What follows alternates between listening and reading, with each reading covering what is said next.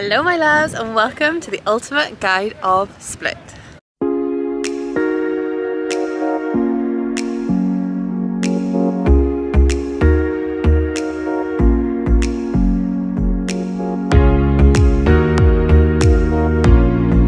So having spent over a month in Split, I feel like I'm the perfect person to give you this guide. So I hope you do enjoy. If you're excited, hit that thumbs up. If you're visiting, let me know in the comment section down below. If you have any other questions, please don't hesitate to ask.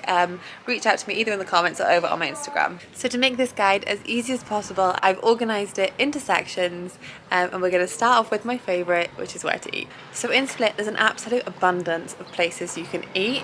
They have all types of cuisine and they really do cater to everyone's needs. You can find everything from burger houses, sushi restaurants, and even vegetarian and vegan places too. Today I'll share with you some of the places I actually went to and the ones that I can recommend. However, there are so many more, so please do a little bit of your own research, walk around and see what takes your fancy and just try something out that's new. This one here is actually called Pasta. It was on the marina front and it was actually really well priced for its location. You have a view of the harbour and it's a great pizza place. Also lovely to stop for like a weekend cocktail or a coffee. So if you're staying a long time like we were, some nights you might not feel like going out, so another alternative would be to use Wolt. Wolt is an app, it's a bit like Deliveroo or Just Eat, and you can order from like so many different restaurants on there. There's again loads of choice. We had a great Thai place, I'll pop the name on the screen, and we also ordered a few pizzas from another name I'll pop on the screen here because I can't remember off the top of my head, and both of them were great and I could highly recommend. But it's also got like ratings on there, so you can kind of like find what you want based on like cost and other people's ratings, so it's a really good app. They also do deliver other things as well, so maybe like groceries, or we actually got some yoga mats delivered, things like that maybe you can't find by walking around but they're on the app, so it's definitely worth using. You can also get a discount code if you sign up a friend, so I'll leave a link down below, and then if you sign up via that you get £3.50 off. And again, if you are staying for longer than maybe a week, you may want to do some of your own cooking. There's loads of grocery stores around. One I would recommend though, close to the centre, it's about a 5-minute walk out of the centre, it's called Lidl. I feel like everyone knows what Lidl is, but it's the most affordable definitely. But most of the supermarkets are actually just dotted around the town centre. If you type in Tommy or Consum, then you'll be able to find them. Next we'll move on to things to see and things to do. Obviously one of my favourite things to do here is literally just walk around the old town, exploring all it has to offer, the amazing buildings, so much history here. What I would highly recommend doing if you want to learn about that is to find a guy which says walking tour on and pay him X amount of kuna to tell you about the history, because it's such a beautiful place with so much history and it would be a shame not to learn about it whilst you're here. There's also, when you're walking around, you can literally just get lost in the cobbled streets, and I think it's quite a fun thing to do, just spend maybe an hour or two just wandering around, seeing what you find, as around every corner there's just beautiful cafes, shops, restaurants and quirky little stores. With just so much to see. Another thing to see in Split would be the fish market. They have a local fish market every day from 6 AM till 1 PM, and they also have like a local veg and fruit and veg market where they also have some stalls of locals selling like homemade goods, maybe some honey, olive oil, which is very popular here as they grow it all themselves, and you can also get things like souvenirs there, flowers and just little bits and bobs.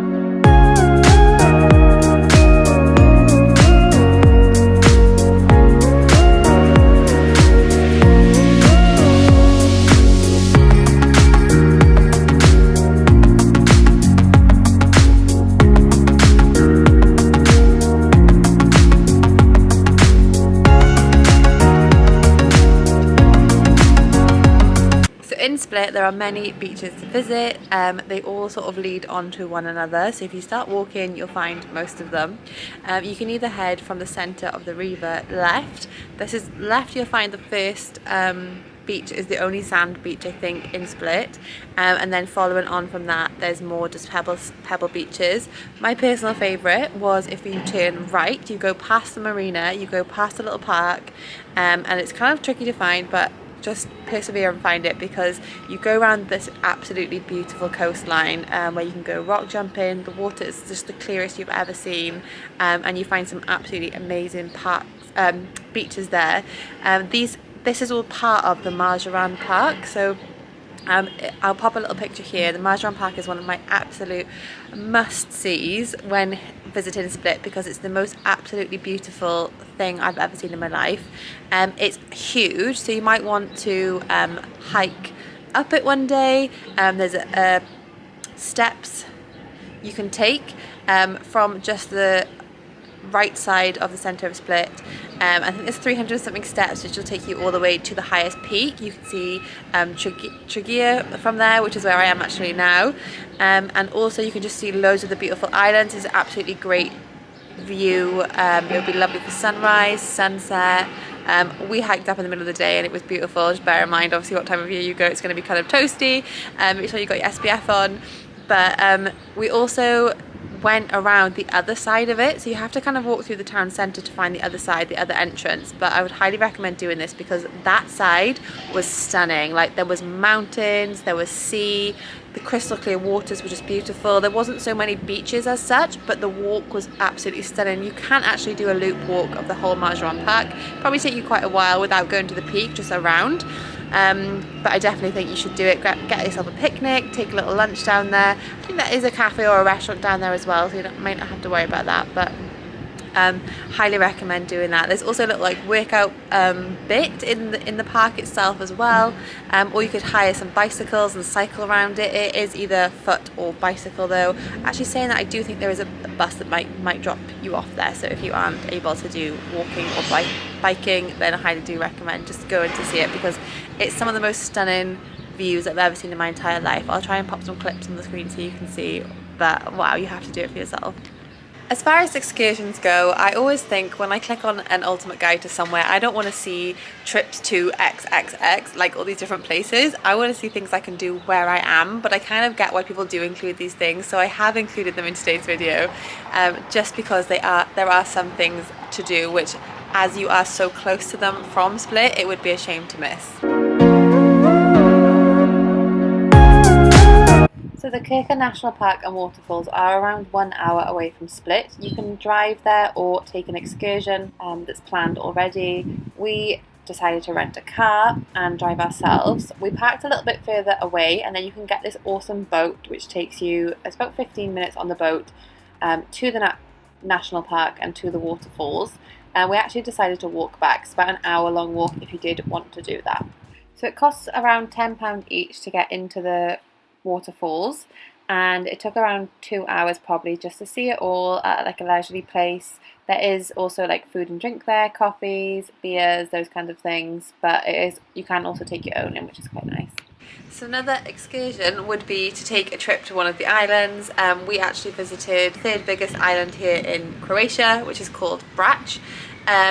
It was about a 50-minute ferry ride over. You can get the ferry, you can buy the ticket on the day, or you can buy it online on the Jadrolina, I'll leave the link here and down below in the description box, website. That cost around £8 for the two of us each way. You need to be there about 15 minutes early, but I'd say give yourself half an hour to buy your ticket and to board the ferry.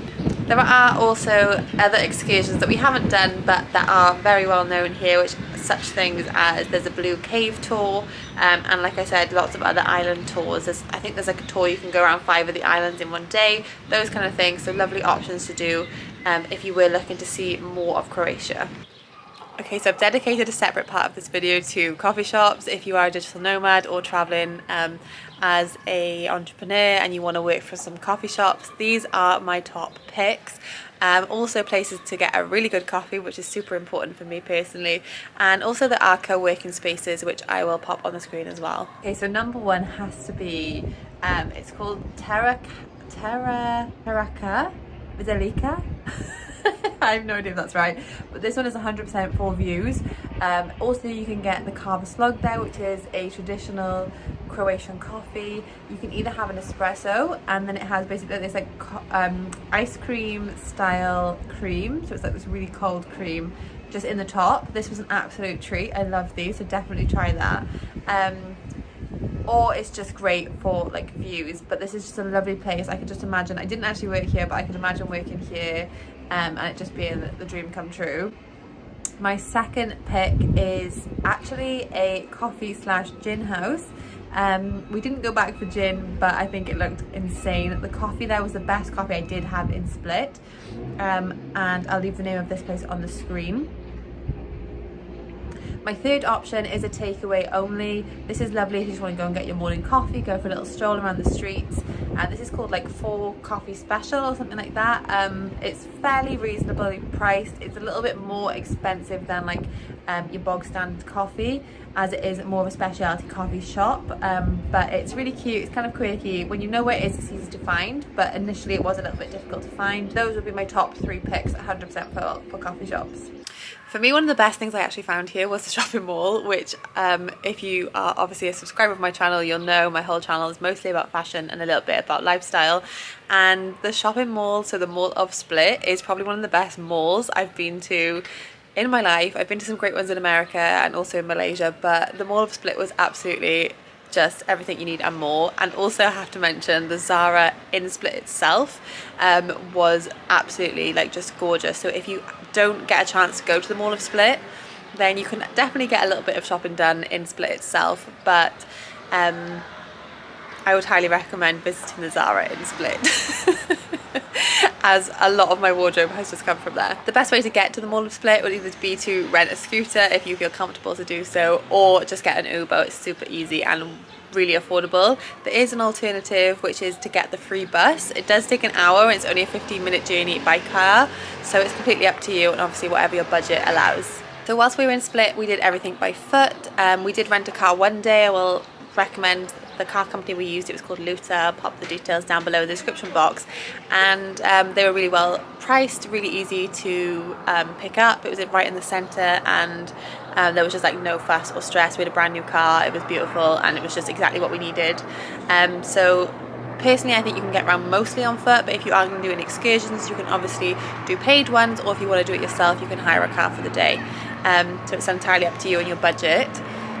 You do see a lot of scooters around as well, like the like electric scooters. So if anyone is looking for some way to get around that's a little bit easier, we did do a lot of steps, I'm not gonna lie, but I think it was definitely lovely, and you get to see a lot more by foot. Obviously it does restrict you a little bit from going too far if you're not keen on walking for a long time. Some of the beaches were a little bit further, but we enjoyed the walk to get to them.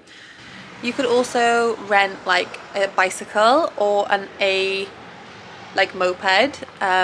Both of them are kind of like, I guess, reasonable. If you're here for a short time, maybe you could negotiate for a long-term rental if you're here for a little bit longer like we were. Like I said, I honestly think you can see most of the places that you want to see in Split by foot. A few additional extras that I forgot to mention would be when you've arrived in Split, you can get an Uber from the airport super easy and probably a lot cheaper than a taxi. There's a luggage storage point if you can't check into your Airbnb as early as you arrive, called there's an app called Bounce where you can do lots of local places, and also obviously if you were going to check out earlier and still wanted to explore for your last day, you could also use this. You normally pay for either 24 hours per piece of luggage, or you can pay for like an hour, I think, or something like that, but it's very, very reasonable service. I'd say most of the restaurants are fairly usually priced. I'd say it's probably a little bit under UK prices. It depends where you eat. If you eat on the Riva along the front, it's a lot more, and then if you find more local places, it's a bit less. There are some very expensive places which I haven't really included. Most of the places we ate at were reasonably priced. I would say the sushi place was a little bit higher, but sushi normally is. Other things that I forgot to mention that maybe we didn't do but maybe of interest to you, if you like a night out, apparently the place to be is Fabrique, which is on the seafront just at the end of the Riva to the right.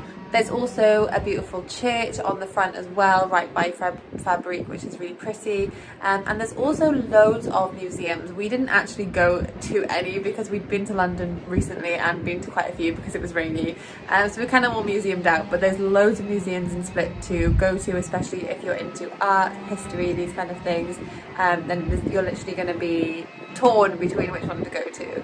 If you are on more of a budget, there are loads of if you go to the more local places, you can get a coffee for around £1. There's loads of bakeries and they love their pastries here, so you can definitely go and just pick up something like for lunch.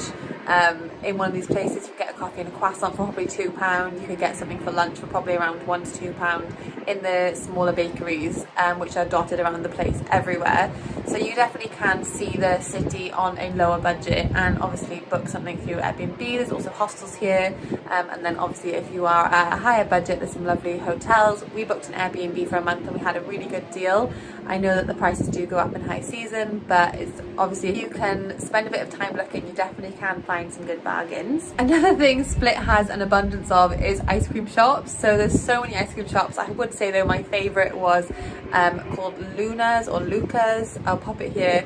And the ice cream there was amazing. I think it's all homemade. They also have cakes in there which looked insane. So if you have a special occasion or event, it would be a great place to pick up a cake for that as well.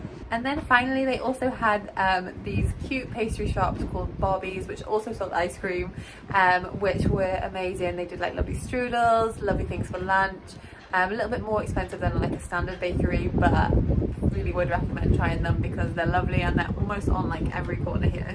So if you have any more questions about your visit to Split, please feel free to message me over on Instagram or leave a comment in today's video. If you found it useful, please let me know. Leave a thumbs up. Let me know if you come in, like I said, to Split or to Croatia. And as I love hearing from you, and I hope you did enjoy today's video. Thank you so much for being here, and I will see you next time.